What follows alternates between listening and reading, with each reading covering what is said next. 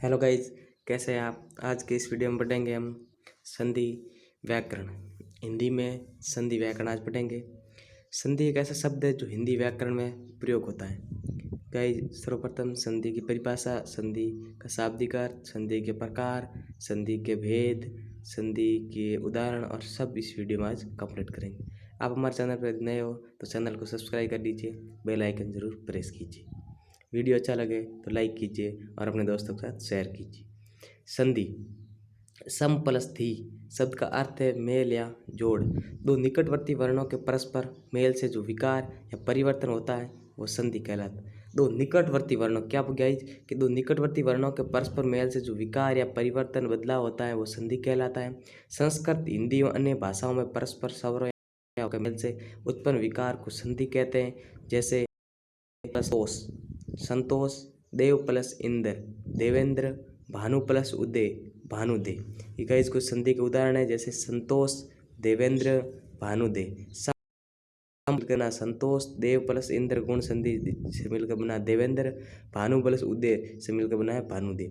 संधि के नियम केवल भारतीय भाषाओं में नहीं बल्कि कोरियाई जैसे युआरी अल्टिक परिवार की भाषाओं में भी है। जिस प्रकार नीला और लाल मिलकर बैंगनी रंग बन जाता है, उसी प्रकार संधि एक प्राकृतिक या सहज क्रिया है। संधि के भेद, संधि के प्रकार, टाइप्स ऑफ संधि। संधि तीन प्रकार की होती है: स्वर संधि, व्यंजन संधि, विसर्ग संधि। स्वर संधि इसको हम संस्कृत की भाषा में अच संधि, व्यंजन संधि इसको संस्कृत की भाषा में हल संधि कहते हैं। स्वर संधि सर्वप्रथम गाइस हम पढ़ेंगे स्वर संधि।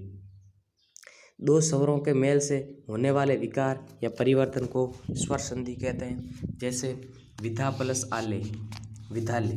कई जैसे विधा प्लस आले, विधाले, दो स्वरों के मेल से होने वाले परिवर्तन को स्वर संधि कहते हैं। और जैसे स्वर संधि का ही आगे दीर्घ संधि, जैसे विधा प्लस आले, विधाले। स्वर संधि कितने प्रकार की होती हैं तो गाइस हमें पता है कि स्वर संधि 5 प्रकार की होती है। दीर्घ संधि, इसको हम ऐसे भी कह सकते हैं दीर्घ स्वर संधि, गुण स्वर संधि, वर्धी स्वर संधि, यण स्वर संधि और अयादि स्वर संधि। दीर्घ संधि सूत्र का इसका सूत्र है अक सवर्ण दीर्घ, अर्थात अक प्रत्याहार के बाद उसके सवर्ण आए तो दोनों मिलकर दीर्घ बन जाते हैं। ह्रस्व या दीर्घ अ ई उ के बाद यदि ह्रस्व या दीर्घ अ ई उ आ आए तो दोनों मिलकर दीर्घ हो जाता है, ई और उ हो जाता है। गाइस हम सिंपल भाषा में पढ़ते हैं कि जैसे शब्द का पहला शब्द का अंतिम वर्ण अ है और उसके दूसरे शब्द के पहला ही वर्ण अ है तो अ और अ मिलकर आ बन जाएगा। ई और ई मिलकर बड़ी ई बन जाएगी। छोटी ई और बड़ी ई मिलकर बड़ी ई बन जाएगी। ऊ और ऊ मिलकर बड़ा ऊ बन जाएगा। आगे देखते हैं उदाहरण में। अ या आ प्लस अ या आ बराबर आ। अ या आ हो और आगे भी अ या आ हो तो भी आ हो जाएगा। अ प्लस अ हो तो भी आ हो जाएगा। धर्म प्लस अर्थ, गाइस इसका उदाहरण देखिए। जैसे धर्म, धर्म में अ है और अर्थ में भी आगे अ है, अ और मिलकर आ बन गया, धर्मार्थ बन गया। अ प्लस आ, जैसे हिम धन आले, हिमालय। अ प्लस आ, जैसे आप, अ प्लस आ, जैसे पुस्तक प्लस आले। पुस्तक में अ है क में और आ में आ, आले में आ है तो बराबर बन गया पुस्तकालय। जैसे आ प्लस आ, जैसे विद्या, विद्या में आ है और अर्थी में अ है तो विद्यार्थी बन गया। आ प्लस आ, विद्यालय, विद्या प्लस आल्य, विद्या में आ है और आल्य में आ है, आ प्लस आ मिलकर अर्थ बन गया, विद्यालय बन गया। सदी ये सिंपल नियम है कि इसमें दीर्घ बन जाता है, दो स्वरों का मेल होने के बाद दीर्घ बन जाता है। आगे आती गाइज गुण संधि, ई और ई की संधि, सॉरी दीर्घ संधि का ही भाग है ये, अ और आ मिला और ई संधि पढ़ते हैं। ई प्लस ई, जैसे रवि प्लस इंद्र, रविंद्र। मुनि प्लस इंद्र, मुनिंद्र। गिरि प्लस इस, गिरीश। मुनि प्लस इस, मुनिश।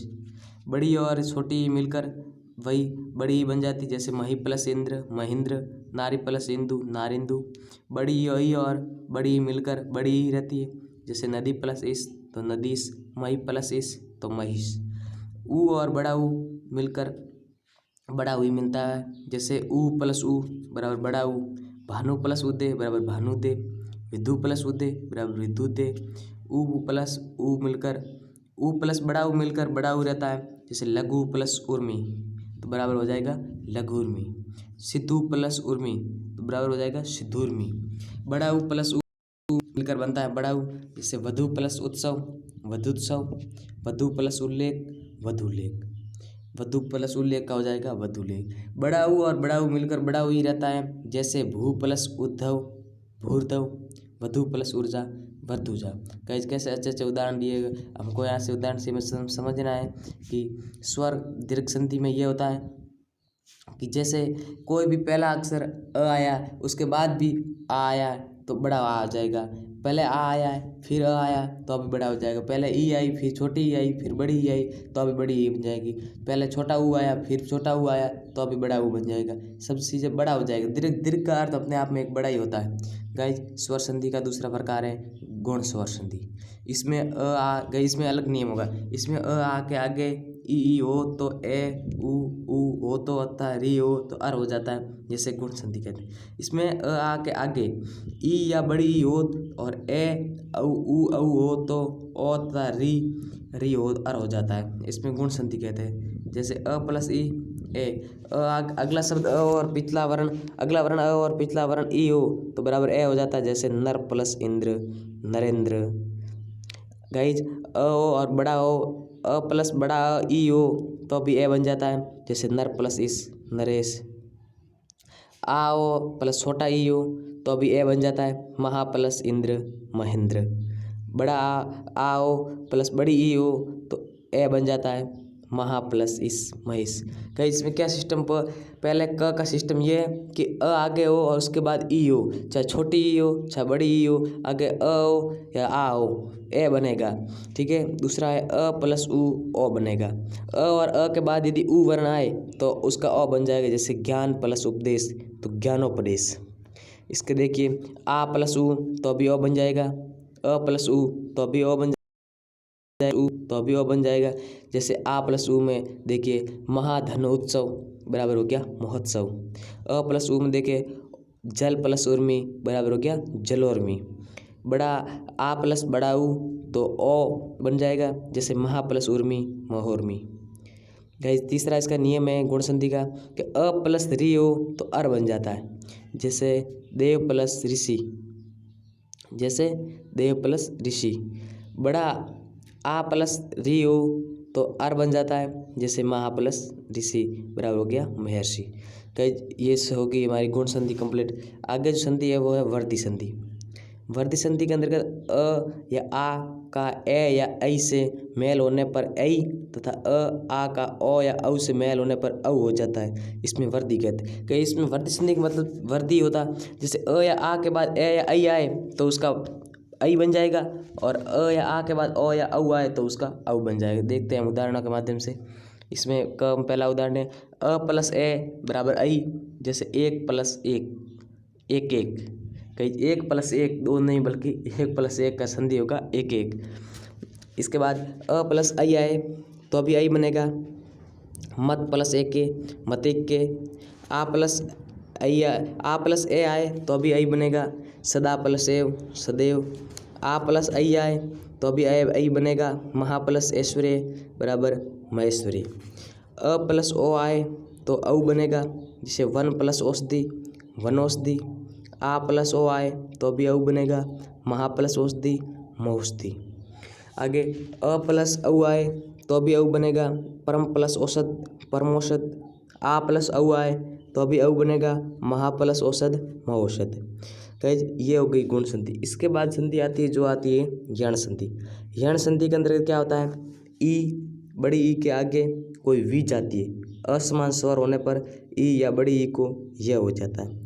इसका सिंपल रूल है कि ई या अगला वर्ण ई या बड़ी ई हो और उसके बाद कोई असमान स्वर हो, दूसरा ई और बड़ी ई के अलावा कोई दूसरा स्वर होने पर ई और बड़ी ई को यह हो जाता है। दूसरा इसका नियम है कि ऊ और बड़ा ऊ के आगे किसी विजातीय स्वर के सामने आने पर ऊ और बड़ा ऊ वह हो जाता है। गाइस, सिंपल नियम पढ़ना है कि ई का यह हो जाता है, ऊ का व हो जाता है और री का र हो जाता है। री के आगे किसी विजातीय स्वर के आने पर री को र हो जाता है, यण संधि। विजातीय स्वर का मतलब ये होता है कि दूसरा स्वर, उसी सेम स्वर नहीं आना, उसका दूसरा स्वर सामने आना चाहिए। जैसे ई प्लस अ, जैसे ई प्लस हमने पढ़ा यह हो जाता है, कैसे उदाहरण के बाद हम देखेंगे। यदि प्लस अपि बराबर हो जाएगा यद्यपि। ई प्लस आ तो यह प्लस आ हो जाएगा, यति प्लस आदि इत्यादि, इति प्लस आदि इत्यादि। बड़ा ई प्लस अ, य प्लस अ हो जाएगा, बड़ा ई से य हो जाएगा और अ का आगे अ जुड़ जाएगा, जैसे नदी प्लस अर्पण नर्दपण। बड़ी ई प्लस आ बराबर य प्लस आ बन जाएगा, जैसे देवी प्लस आगमन देव्यागमन। और इसके बाद होगा उ प्लस उ हो जाएगा वह प्लस अ अन्वय। कहीं जी देखो पहला तो जैसे जैसे ये उ प्लस अ है, उ प्लस अ का वह बनेगा और आगे उसका अ स्वर है तो उसके साथ मिल जाएगा। जैसे हमको इतना ही ध्यान रखना, जैसे उ प्लस आ तो इसका वह बनेगा तो सु प्लस आगत तो स्वागत हो जाएगा। उ प्लस ए जय गाइज उ प्लस ए है तो वह प्लस ए जैसे अनु प्लस ऐषण इसका हो जाएगा अन्वेषण। री प्लस अ बराबर र बन जाएगा, जैसे पित्र प्लस आज्ञा बराबर पित्राज्ञा। अब इसके बाद गाइज हमने शुरुआत से देखते हैं, हमने सर्वप्रथम दिग् संधि पढ़ी, उसके बाद गुण संधि पढ़ी। सर्वप्रथम दिग् संधि कंप्लीट कर ली, उसके बाद गुण संधि पढ़ी, गुण के बाद वृद्धि संधि पढ़ी, वृद्धि संधि के बाद यण संधि पढ़ी और अब एक ही संधि रही है वो है अयादि संधि। अब गाइज हम पढ़ेंगे अयादि संधि। चलते हैं अयादि संधि की ओर।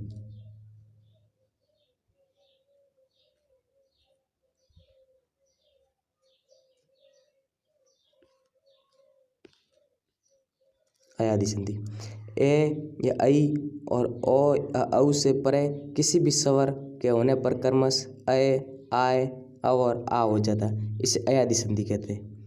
गाइस ये देख लीजिए आप अयादि संधि की एक बार परिभाषा पढ़ लीजिए।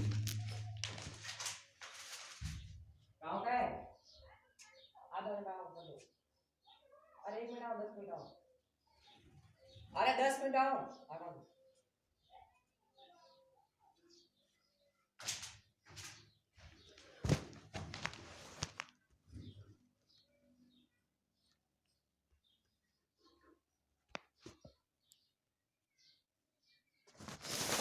गाइज ए प्लस आई और ओ प्लस औ से परे किसी भी स्वर के होने पर कर्मश अय आय औ और आ हो जाता है, इसे अयादि संधि कहते हैं। जैसे उदाहरण पढ़िए क ए प्लस अ बराबर बन गया अय प्लस अ, ने प्लस अन बराबर बन गया नैन। जैसे उदाहरण में जैसे आई प्लस अ जिसका बन गया गई प्लस अक, गई में आई आ गया और अक में आ गया अ तो इसका बन गया गायक। जैसे ओ प्लस अ बराबर पो प्लस अन, ओ का बन गया ओ प्लस अ से बन गया पो प्लस अन बराबर बन गया पवन।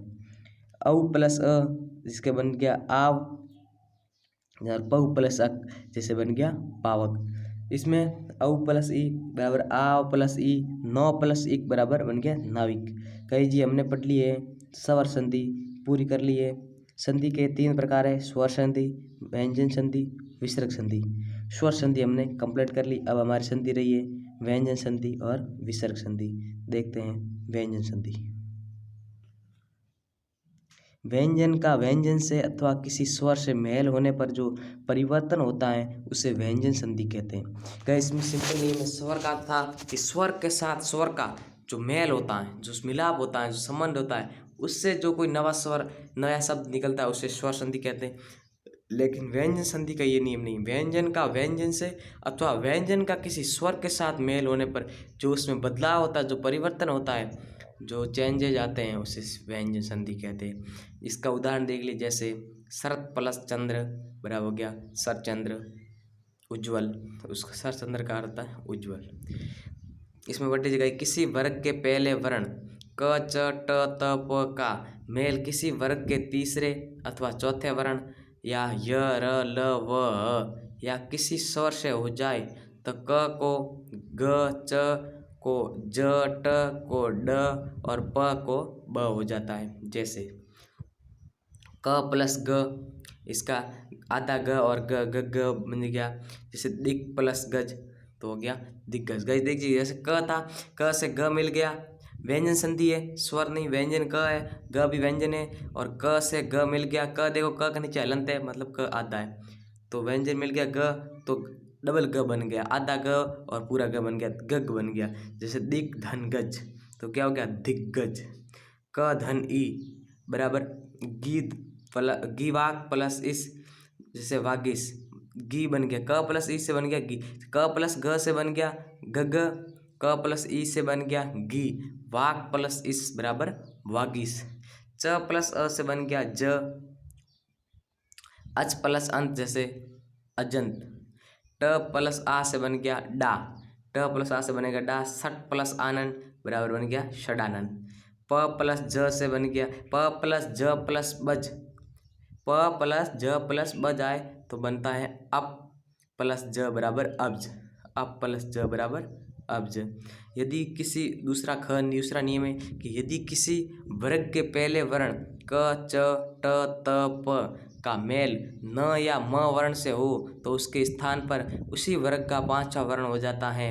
जैसे क प्लस म वाक प्लस मय वाड में, च प्लस न अच प्लस नास अन्नास, ट प्लस म जिससे बन गया न, सट प्लस मास षणमास, त प्लस न तो न, उत प्लस नयन तो उन्नयन, जैसे प प्लस म बराबर म, अप प्लस मय तो अम्मय, त का मेल तीसरा गनी में कि त का मेल ग घ द ध प ब भ य र व या किसी स्वर से हो जाए तो द हो जाता है। जैसे त प्लस भ तो भद, सत प्लस भावना तो सद्भावना, इसको शब्द भावना नहीं पढ़ेंगे, द पहले पढ़ेंगे, भ पूरा है सद्भावना, जैसे भ की आवाज़ ज़्यादा नहीं सद्भावना, जैसे त प्लस ई तो इसका बन गया दी, जगत प्लस इस बराबर जगदीश,